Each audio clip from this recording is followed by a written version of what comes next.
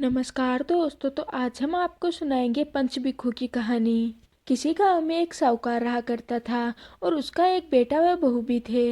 बहू कार्तिक माह में रोज सवेरे उठकर गंगा स्नान के लिए जाती थी और सुबह जल्दी जाते समय वह किसी भी पराये पुरुष का मुंह भी नहीं देखती थी। और एक और राजा का बेटा भी सुबह सवेरे गंगा स्नान के लिए जाता था, लेकिन वह हमेशा हैरान होता था कि इतनी जल्दी मैं उठता हूँ, लेकिन इसके बाद भी मेरे से पहले स्नान करके यहाँ से कौन चला जाता है। अब कार्तिक माह के केवल 5 दिन बचे थे। एक दिन साहूकार की बहू तो स्नान करके वापस जा रही थी और उसी समय राजा का बेटा स्नान करने के लिए आ रहा था। तब आवाज सुनकर बहू जल्दी जल्दी जाने लगी, लेकिन जल्दबाजी में उसकी एक मोचड़ी माला वहीं पर छूट गई। राजा के बेटे ने उसकी मोचड़ी माला उठा ली और सोचने लगा कि जिस स्त्री की माला मोचड़ी इतनी सुंदर है वह स्त्री कितनी सुंदर होगी। जिसके बाद राजा के बेटे ने गांव में यह बात फैला दी कि जिसकी भी यह माला मोचड़ी है वह 5 रात मेरे पास आएगी। तब साहूकार के बेटे की बहू ने कहलवा दिया कि मैं 5 रात आपके पास आऊंगी, लेकिन किसी को साग भरवाने के लिए वहां पर बैठा देना। तब राजा के बेटे ने एक तोते को पिंजरे में बंद कर गंगा किनारे पेड़ पर टांग दिया। जिसके बाद सुबह बहू आई और पहली पेड़ी पर पैर रखकर बोली, हे कार्तिक के ठाकुर राई दामोदर पांचों पांडु छठे नारायण भिखम राजा उस पापी को नींद आ जाए। भी राजा के बेटे को नींद आ गई। बहू नहा धोकर चलने लगी तो तोते से बोली, सुआ सुआ तेरे गल डालूंगी हीरा मेरी साख भरियो वीरा। सुआ बोला कि वीर भी कभी साख भरता है क्या। वह फिर से बोली, सुआ सुआ सुबह तेरे पग लागूंगी नेवर साख भरियो मेरे देवर। सुआ ने कहा, ठीक है भाभी, मैं आपकी साख भर लूंगा। यह कहकर बहू वहां से चली गई। राजा का बेटा हड़बड़ाकर उठा और वे से पूछा कि सुआ क्या वो आई थी। तब सुआ बोला, आई थी। राजा के बेटे ने पूछा कि वो कैसी थी। तब सुए ने बोला, अबा किसी बिजली होली किसी झल केले किसी कामिनी गुलाब का सा रंग।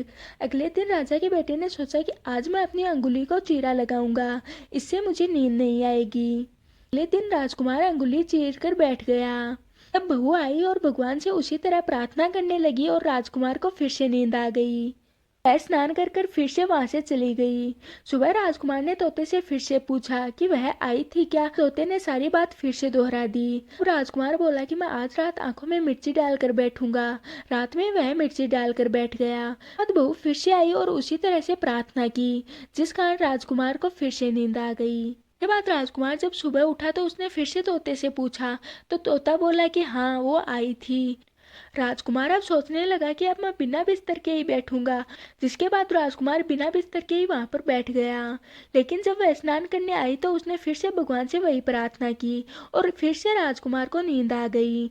जब जब वह नहा धोकर जाने लगी तो तोते से बोली कि इस पापी से कह देना कि 5 रातें पूरी हो चुकी हैं, वह मेरे मोतियों की माला मेरे घर भिजवा दे। राजकुमार की आंखें खुली तो उसने तोते से पूछा कि क्या वह आई थी। तोते ने कहा, हाँ वह आई थी और उसने अपनी माला मंगवाई है। यह सोचकर राजकुमार सोचने लगा कि वह तो सच्ची थी, तभी तो भगवान ने उसका सत रखा है। कुछ समय बाद राजकुमार को कोढ़ हो गया। राजा ने ब्राह्मण को बुलाकर पूछा कि मेरे बेटे का शरीर क्यों जल रहा है। तब ब्राह्मण ने विस्तार से सारी बात राजा को बताई। ने बताया कि इसने पतिव्रता स्त्री पर बुरी नजर डाली थी, इसलिए इसे यह रोग हुआ है। राजा ने इसके ठीक होने का उपाय पूछा तो ब्राह्मण ने कहा कि यह साहूकार की बहू को धर्म की बहन बनाए और उसके नहाए हुए जल से स्नान करे, तभी यह ठीक हो सकेगा। राजा साहूकार की बहू की माला लेकर साहूकार के घर गया और बोला कि यह माला आपकी पुत्रवधू की है, इसे ले और आपकी बहू के नहाए हुए जल से मेरे बेटे को नहला दें। साहूकार बोला कि मेरी बहू तो किसी पराये पुरुष का मुंह भी नहीं देखती, आप अपने बेटे को नाली पर बिठा दीजिए। जब वह ऊपर नहाएगी तब नीचे इस नाली के पानी से आपका पुत्र नहा लेगा। राजकुमार ने ऐसा ही किया और कुछ समय बाद उसका शरीर चंदन सा हो गया। हे पंचभिखु देवता, जैसा आपने साहूकार के पुत्रवधू का सत रखा वैसा सबका रखना।